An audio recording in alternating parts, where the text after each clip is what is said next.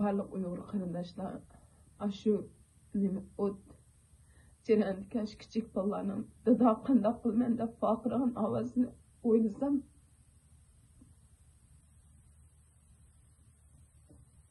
hech qanday gap qilish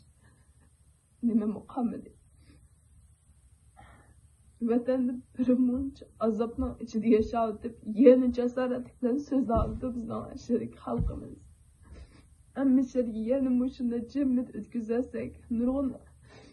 o'quvchilar mana Rayhon bizni to'g'ri tushunib bizni qo'rqib so'zlamayotganmiz dedi ma'qul dedim men ularning to'g'ri tushundim mushuncha jarayon peshim kelgan kunlarni hech kimga degimmi kamidi ba'zanlar shunda azoblar ba'zanlar ulag'im bir narsa dedim hatto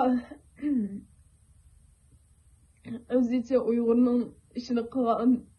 kirgan ba'zi odamlar bor ashlam shuncha azoblar bas hech qanday javob qaytarmay yurdim lekin eng muhimi hozir bizning ayetga xalqimiz pek ig'ir kunlarda qoldi shu bisma erkin dunyoda rahat ko'chirib yurganlar xalqimiz uchun gap qilmasa qat'iy bo'lmaydi hozir dadaman qandoq qilman shu so'zni meni ufqam ada qandoq qilman sizning iningiz sizning ota-onangiz qarindoshlaringiz qo'shnilaringiz hammasi davodidi shunga hozir biz har qandoq bir-birimizning siyosiy u nimalarimizni qarshi taraf qayrib qo'yib turib qandoq qilib birga kelib butun xalqimizni shu komillardan chiqaramiz shundan